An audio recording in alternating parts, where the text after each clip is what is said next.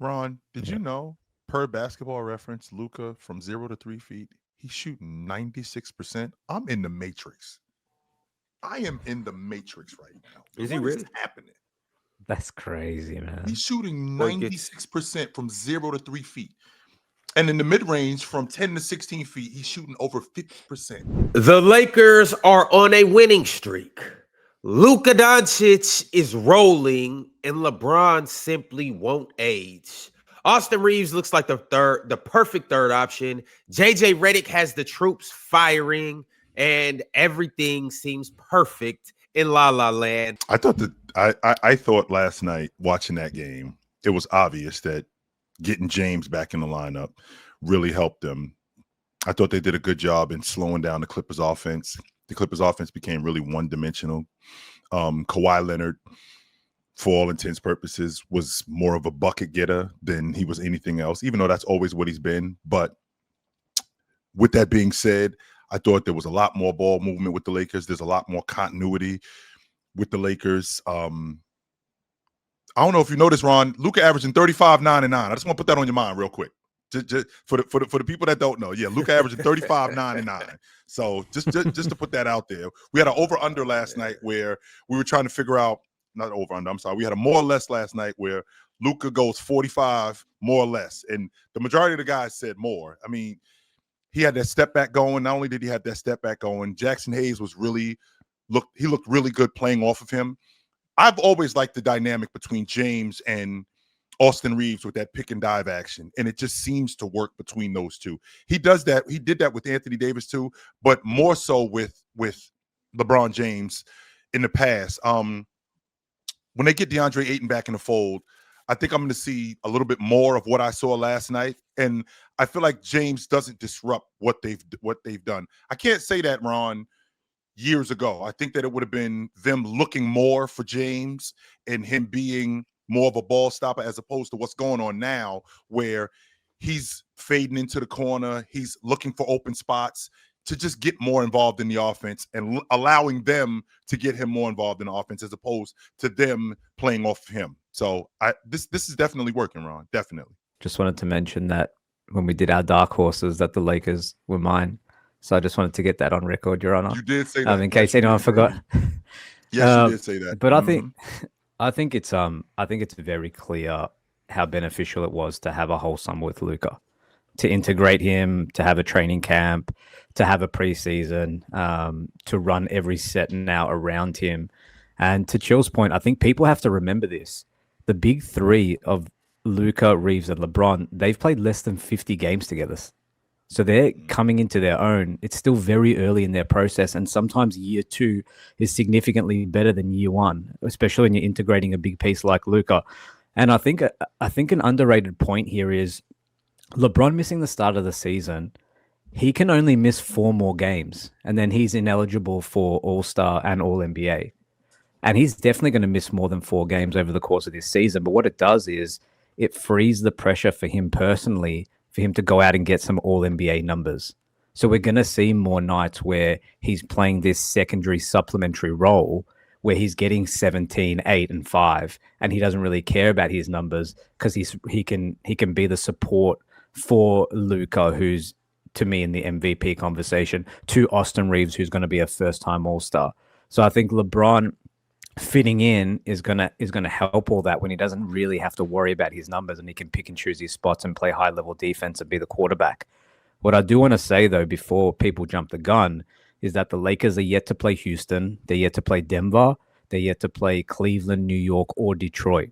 So we're not throwing parades yet, and they've only played OKC once. So we're not throwing parades yet, but they do look good.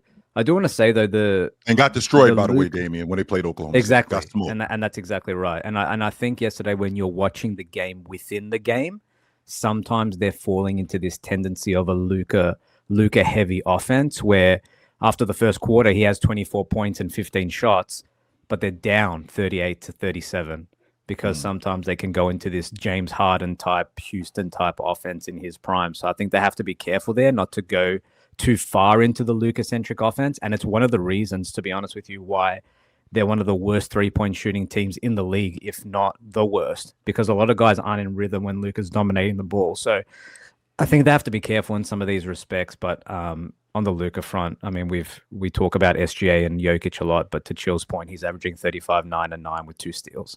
So he has to be in that conversation now as well.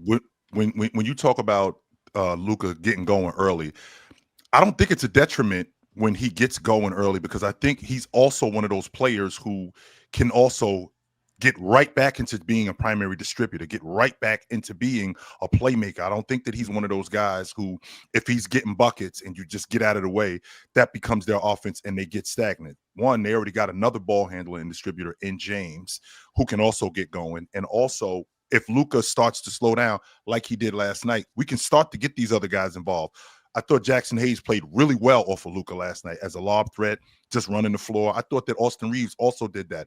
I think that they do a really good job when Luka has it going, which last night he did, just getting out of the way and letting him do his thing. And then when he doesn't have it going, they just get back into the offense because they know he's coming to them. Did you say 4 games he's got left? He's only got 4 games. Oh, he's only got 4 games left. Yeah. He can't miss any more than 4 more games, and then he becomes ineligible. All right. Yeah. He's definitely missing those games. You think so? So I think it takes the pressure off some of that production stuff, which requires to make an All NBA team. Chill. How many games the Lakers got left in the season? What are they as of right now? I think 13 and 4. So they're 13 and 4 right now. So that's 17 games. So they got 65 games left. So you got to play the rest of the season, basically. Yes, 61 games out of 65. You got to play the rest of the season. No, unless he wants to be, I don't know, like what year of LeBron was that? He basically played like all 82. If he wants to try to be that version of LeBron, I'm not saying he can't do it, but I don't see it happening. But I'm saying, for like, what does LeBron have to prove at this point? Right. He has no reason to do that, Ron. He has absolutely no reason to do it outside of just being LeBron. You know, I mean, we do know this is the same LeBron that's still been trying to force that 10-point per game narrative. He's still trying to force it. And it's working. It's been working, Shiv. It's working. I saw him have a game last year. He's just that good, though, him too. No, but when he had that very bad slump last year, do y'all remember that game? He was like 1 for 10 or something like that going into the fourth, and he just started shot chucking, and then he hit 10. He said, "All right, I'm good," and he stopped playing for real. I said, "Nah, LeBron, I see your game, buddy." Well, he played 70 games last year, right? So, and he 70 games last year, and didn't he play something like that the year before? Something like 73 or 74 games the year before that. I want to say in 24. In 18, I want to. Yeah, you can fact check me on this. I want to say in 18 he played. It was 18. Yeah. I want to say in 18 he played 82 games, but I mean Jabbar played 80 games at 40. So I don't He's think not Jabbar though. And on top of that, before anybody takes that the wrong way, really the main point I'm making about this whole thing is LeBron does not need to play 82 games or the rest of the 65 games when you have Luka Dončić in his prime playing the way he's playing. When you got Austin Reaves as the second option, third option, whatever you want to call it, playing the way he's playing, and you got DeAndre Ayton, Marcus Smart. Like the team was winning without you. The team was competent without you. You come and push this thing over the top. Rod. Ox got that look on his face like, yo, you got it. Y'all don't need me every night. Y'all don't. Get your best Kawhi on. It's not. Yes, Get your Kawhi on, LeBron. It's not necessary. But Bron's not going to go that far. Bron's going to play basketball if he's healthy. Sure. I believe. Yeah. And I think he should because he's capable of it. You know what I'm saying? He's capable of it. So I'm not saying Bron needs to play 65, 70 games, but Bron, I think Bron's going to play as much as necessary though. And he can though. He's a different type of person. He's a different type of specimen. Like he can pull that off. And there's no need for him to force the 65. He got robbed for first team All NBA last year. So it's like just play ball. Let's try to.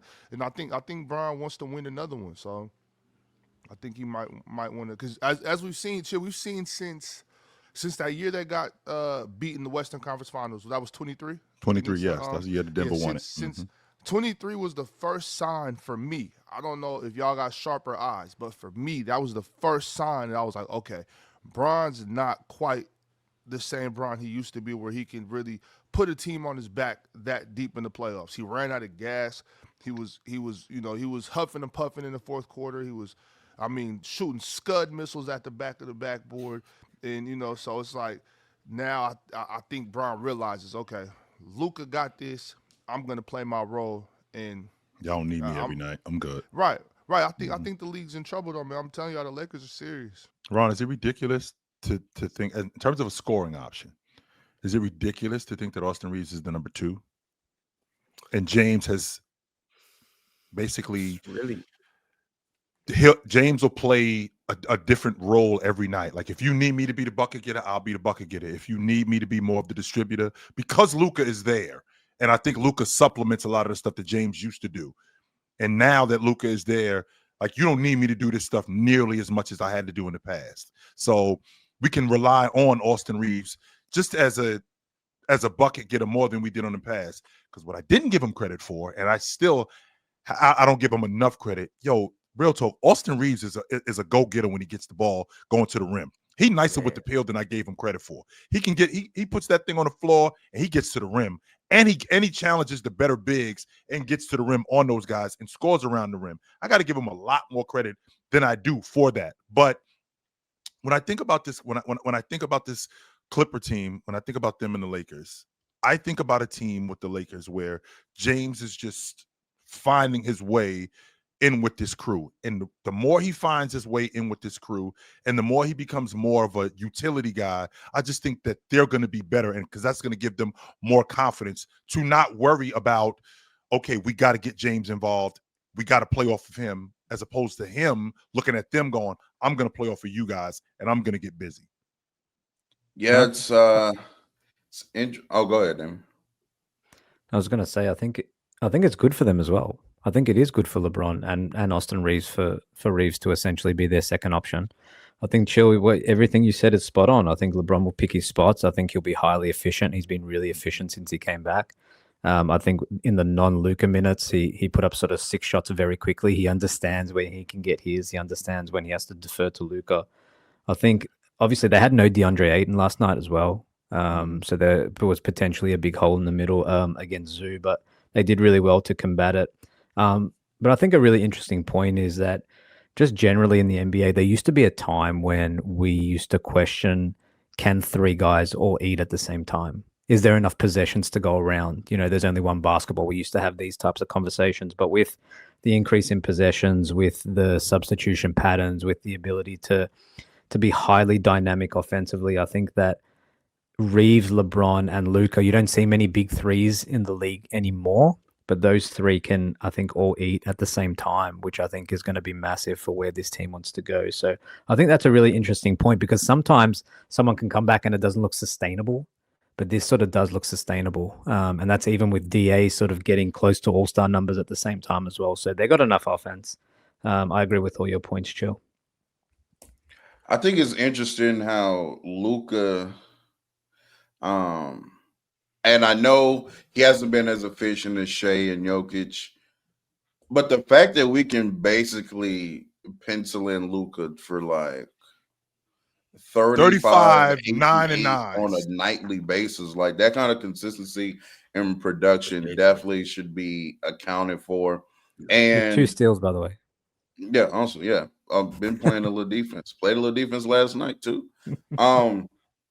I think it works for them, Damian, as far as those 3, because they're all good off the ball. Well, 2 of the 3 are really good off the ball as well, right? So LeBron can be a really good play finisher as far as a spot up shooter. He can cut, catch the ball, finish at the basket.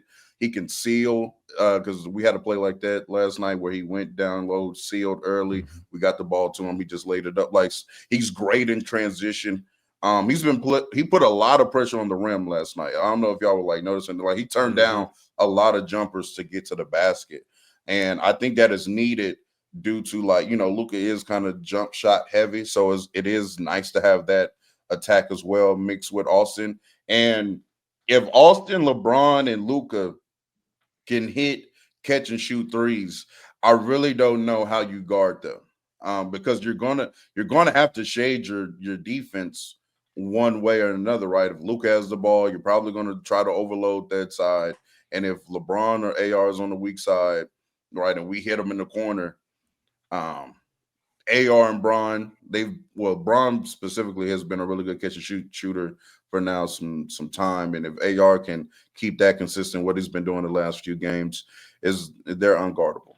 Ron, did you know, per Basketball Reference, Luka from 0 to 3 feet, he's shooting 96%. I'm in the matrix. I am in the matrix right now. Is he really? What is happening? That's crazy, man. He's shooting 96% from 0 to 3 feet. And in the mid-range, from 10 to 16 feet, he's shooting over 50%.